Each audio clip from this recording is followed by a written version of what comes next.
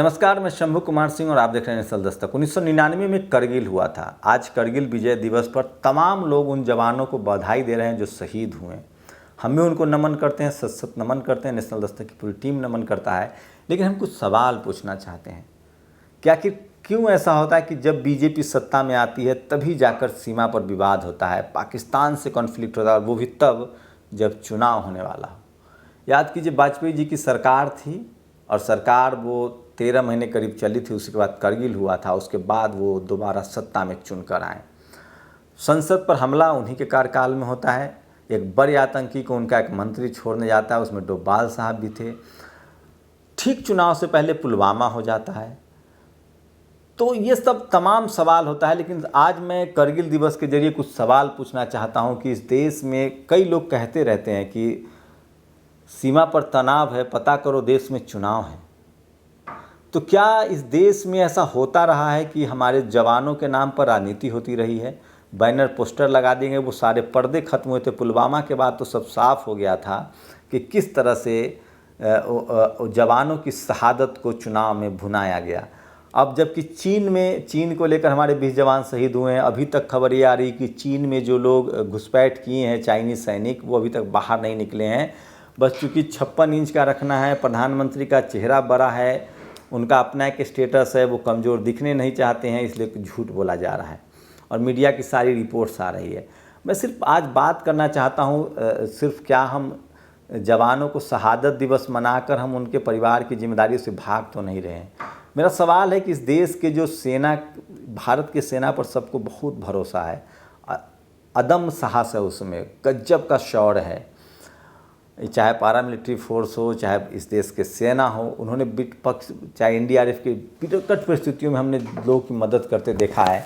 लेकिन क्या हम सिर्फ करगिल के बहाने उनको याद करके उनकी जिम्मेदारियों से भाग तो नहीं रहे हैं?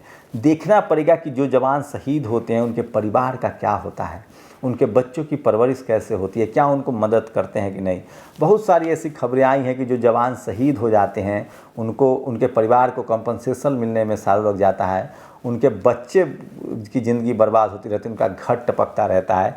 अभी यूपी में एक ज़मीन विवाद में एक सेना के पैरामिलिट्री फोर्स के जवान थे या सेना के थे, मुझे याद नहीं आ रहा है, मिश्रा जी, किस तरह से उनके पिता की हत्या कर दी गई।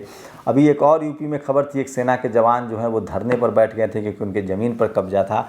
तो ये तमाम जो सामाजिक बुराई है, उसके साथ ही जातिवाद भी एक बड़ा अहम हिस्सा है। कई राजस्थान एक खबर आई थी कि एक जवान जिसने भीम जयंती मनाई थी, उनको गोली मार दी गई। जातिवाद के नाम पर सोचिए किस तरह से एक बहुजन समाज के यादव जी ने, जो बनारस से प्रधानमंत्री के खिलाफ चुनाव भी लड़े थे, उनका पर्चा रद्द कर दिया गया था। उन्होंने सिर्फ खाने पर सवाल उठाया था, उनको बर्खास्त कर दिया गया। तो क्या सेना में जो 1 रैंक 1 पेंशन की मांग थी, जो खासकर जवानों की हालत है, जिसमें किसान ही ज़्यादा जाते हैं, किसान के बच्चे जाते हैं, आज क्या स्थिति है? सीमा पर किसान जवान मर रहे हैं, खेतों में किसान मर रहे हैं। जो सेना का जवान है वो भी किसान का बेटा है। मुझे नहीं लगता इस देश में किसी मंत्री, किसी आईएएस, किसी पीसीएस, किसी बिजनेसमैन का बेटा जो है वो सेना में जाता है। तमाम जो किसान हैं, मजदूर हैं, जो खासकर जो मार्शल कौम है, जाट समाज के लोग, गुर्जर समाज के लोग, पटेल समुदाय के लोग, ये सब लोग सेना में जाते हैं।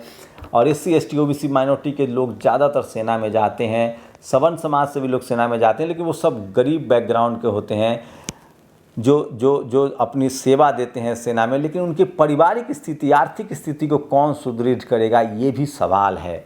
आज हर युवा इस देश का जो है वो जवान सेना में जाना चाहता है और हमारे सैनिकों पर बहुत गर्व है। लेकिन क्या हम उनके परिवार को वो गर्व दे पा रहे हैं? क्या हम उनको वो सहूलियतें दे पा रहे हैं जो हमें देना चाहिए? अगर हम ऐसा नहीं कर पा रहे हैं तो हम सिर्फ उनको याद करके उनका अपमान तो नहीं कर रहे हैं। मुझे लगता है इस देश में जो सेना की नौकरी है उसमें मैक्सिमम सेक्रीफाइस है और उनकी तनख्वाह कम से कम 1 से 1.5 लाख रुपए होनी चाहिए।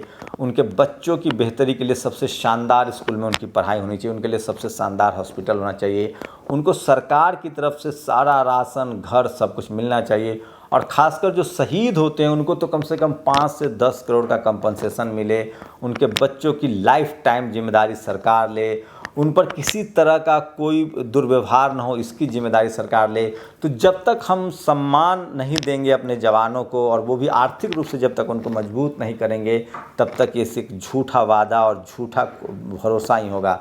इसलिए मुझे लगता है कि करगिल युद्ध के बहाने इस बात पर भी बहस होनी चाहिए कि जो इस देश का जवान है, जो कि किसान का बेटा है, मजदूर का बेटा है, जो आम आदमी का बेटा है, मिडिल क्लास का घर का है, क्या उसको इस देश की जो व्यवस्था चलाने वाले लोग हैं, ब्यूरोक्रेसी, मीडिया, जुडिशरी, वो उनके नाम पर सिर्फ राजनीति करते हैं, उनका जो हक है वो भी देने के लिए तैयार हैं।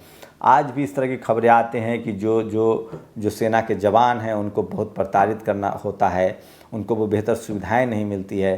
तो ये सब सवाल भी डिस्कोर्स होना चाहिए कि क्या भारत में जो सेना के जवान हैं उनको कितनी सुविधाएं मिल रही है, कितनी बेहतरीन सुविधाएं मिल रही है, और जब तक ये सुविधाएं नहीं मिलती है तब तक हम उनकी शहादत को सही जो है हम शहादत जो उनकी जाती है, जिस तरह से वो कुर्बानी देते हैं, जिस तरह से वो करगिल जीते थे, जिस तरह से उन्होंने लगातार अधम इच्छा शक्ति दिखाते हैं, जिस तरह से दुश्मनों को मुंहतोड़ जवाब देते हैं, उनका अपमान ही होगा अगर हम उनके न रहने के बाद उनके परिवार की जिम्मेदारी न ले पाएँ और उनके रहते उनका हम सम्मानजनक तरीके से उनको सम्मान न दे पाए समाज में। तो आप सोचिए कि किस तरह से आज भी सेना के जो जवान हैं उनकी सैलरी बहुत कम है, उनको बेसिक फैसिलिटी बहुत कम है, और इसको बहुत ऊपर करने की ज़रूरत है। तभी हम और भी हमारे जवानों को मनोबल जो है वो और ऊंचा होगा और वो देश के लिए अदम्य इच्छा शक्ति दिखाते हैं। लेकिन उनके परिवार की जिम्मेदारी हमें लेनी पड़ेगी, उनके बच्चों की जिम्मेदारी सरकार को लेनी पड़ेगी, इस देश की व्यवस्था को लेनी पड़ेगी। और मैं फिर कह रहा हूँ, जवानों से ही देश का हौसला बनता है, जवान से ही नागरिक सुरक्षित होते हैं।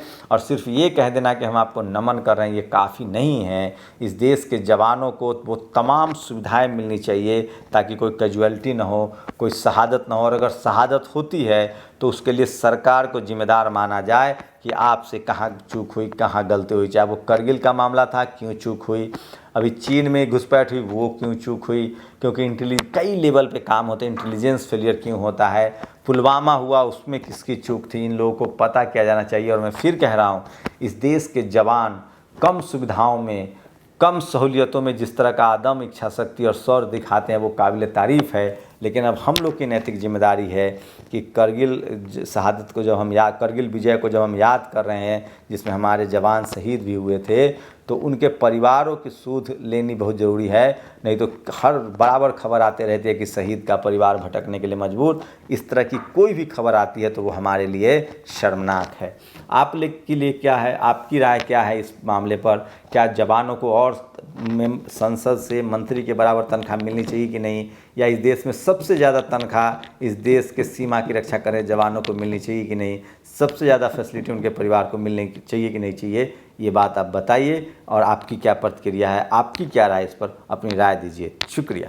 नेशनल दस्तक की आपसे गुजारिश है कि अगर इसको बचाना चाहते हैं तो नेशनल दस्तक को सब्सक्राइब करने के लिए रेड कलर के सब्सक्राइब बटन को दबाएं, फिर बेल आइकन की घंटी दबाएं। नेशनल दस्तक को बचाने के लिए बहुत ज़रूरी है कि हर खबर को शेयर करें, लाइक करें, कमेंट जरूर करें।